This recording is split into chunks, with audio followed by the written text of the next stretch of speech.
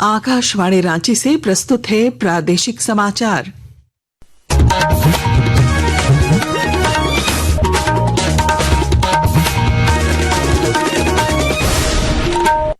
नमस्कार, प्रादेशिक समाचारों के साथ मैं पूनम केरकेट्टा। पहले मुख्य समाचार। राज्य में नक्सलियों के खिलाफ अभियान तेज। लोहरदगा में पुलिस के साथ भीषण मुठभेड़। सर्च अभियान में नक्सलियों के हथियार और कारतूस बरामद।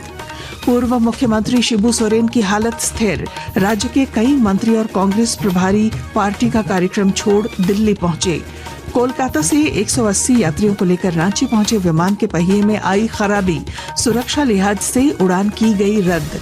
रांची, लातेहार और लोहरदगा समेत राज्य के 13 जिलों में आज तेज बारिश और वज्रपात की चेतावनी। कल 7 जिलों में भारी बारिश का ऑरेंज अलर्ट। और एनटीपीसी खेलो India national ranking women archery tournament में रांची की अंजनी कुमारी ने जीता स्वर्ण पदक। राष्ट्रीय कबड्डी प्रतियोगिता में भाग लेने हरिद्वार पहुंची झारखंड की टीम। और अब समाचार विस्तार से। राज्य में नक्सलियों के खिलाफ अभियान तेज कर दिया गया है। सुदूरवर्ती इलाकों में लगातार सर्च अभियान चलाया जा रहा है। इस कड़ी में लोहरदगा जिले के पेशरार थाना क्षेत्र के हरकट्ठा जंगल में सुरक्षा बलों और नक्सली संगठन जेजेएमपी के उग्रवादियों के बीच भीषण मुठभेड़ हुई। हालांकि नक्सली अंधेरे और जंगल का फायदा उठाकर भागने में सफल रहे। इस दौरान बड़ी संख्या में हथियार और कारतूस समेत कई आपत्तिजनक चीजें बरामद की गईं। पूर्व मुख्यमंत्री और राज्यसभा सदस्य शिबू सोरेन की हालत फिलहाल स्थिर है। पैरालिसिस अटैक के बाद नई दिल्ली के अस्पताल में उनका इलाज चल रहा है। वे आईसीयू में विशेषज्ञ चिकित्सकों की निगरानी में हैं। राज्य सरकार के कई मंत्री दिल्ली में कैंप कर रहे हैं। वित्त मंत्री राधाकृष्ण किशोर, नगर विकास मंत्री सुदिव्य कुमार, स्वास्थ्य मंत्री डॉक्टर इरफान अंसारी, उद्योग मंत्री संजय प्रसाद यादव और कांग्रेस के कार्यकारी अध्यक्ष बंधु तिर्की दिल्ली में कैंप कर रहे हैं।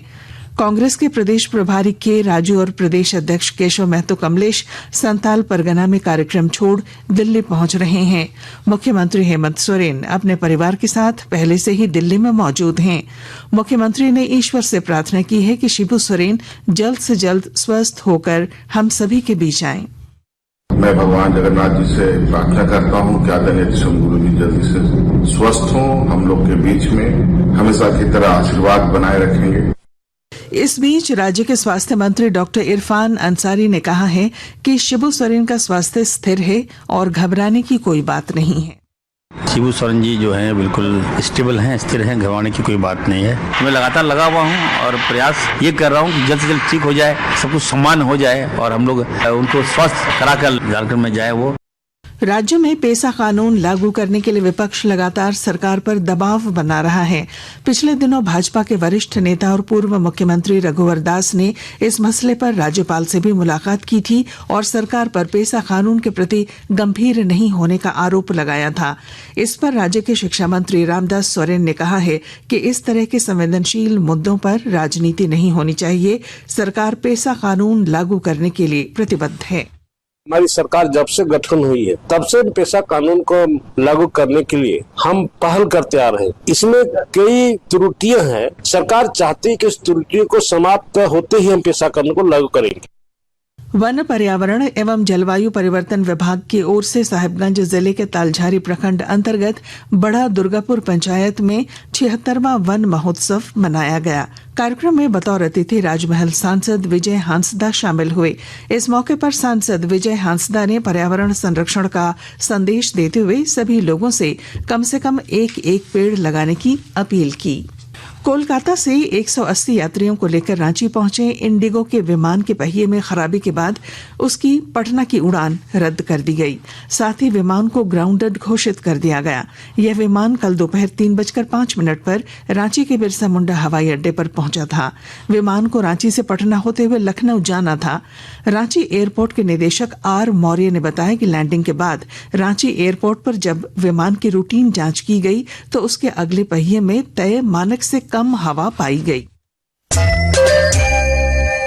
आकाशवाणी के ताजा तरीन समाचारों के लिए आप हमारी वेबसाइट newsonair.gov.in पर लॉग ऑन कर सकते हैं।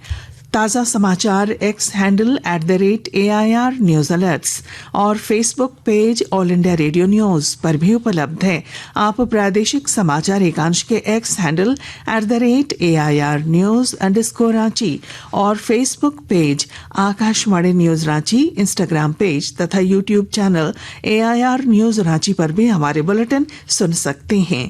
प्रादेशिक समाचार आप आकाशवाणी रांची से सुन रहे हैं। जामताड़ा जिले के नारायणपुर प्रखंड कार्यालय परिसर में पुलिस पब्लिक संवाद कार्यक्रम का आयोजन किया गया। पुलिस अधीक्षक राजकुमार मेहता के नेतृत्व में आयोजित जन संवाद कार्यक्रम के दौरान सड़क सुरक्षा, बाल विवाह रोकथाम पर चर्चा की गई।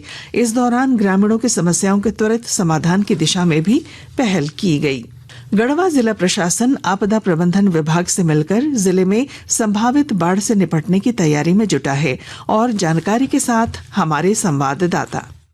सोन और कोयल नदी गढ़वा जिले की बड़ी नदियां हैं, जिनमें बरसात के दिनों में अतिवृष्टि होने पर अक्सर बाढ़ आते हैं। इसमें इन नदियों के तटीय क्षेत्रों में रहने वाली आबादी को काफी जानमाल का नुकसान उठाना पड़ता है। इसको देखते हुए जिला प्रशासन ने आपदा प्रबंधन से मिलकर बाढ़ से संभावित खतरे से निपटने की तैयारी की है।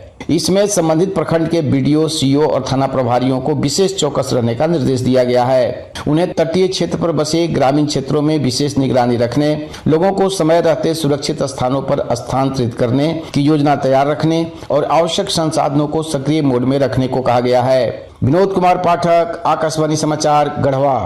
मौसम। रांची, लातेहार और लोहरदगा समेत राज्य के 13 जिलों में आज तेज बारिश और वज्रपात की चेतावनी के साथ येलो अलर्ट जारी किया गया है। मौसम विभाग ने 30 जून को 9 जिले और 1 जुलाई को 5 जिलों में अच्छी बारिश का पूर्वानुमान जताया है। सेंट्रल कोलफील्ड्स लिमिटेड CCL राज्य सरकार के सहयोग से खेल प्रतिभाओं को बढ़ावा देने की दिशा में काम कर रहा है। CCL के वरीय अधिकारी और Jharkhand state sports promotion society JSSPS के CEO नवीन कुमार झा ने बताया कि CCL खेल के क्षेत्र में प्रतिभावान बच्चों का चयन करता है और उन्हें अंतर्राष्ट्रीय स्तर का खेल प्रशिक्षण दिलाता है। उन्होंने बताया कि फुटबॉल, बॉक्सिंग, तैराकी और साइकिलिंग समेत 11 अलग अलग खेलों का प्रशिक्षण लड़के और लड़कियों को दिया जाता है।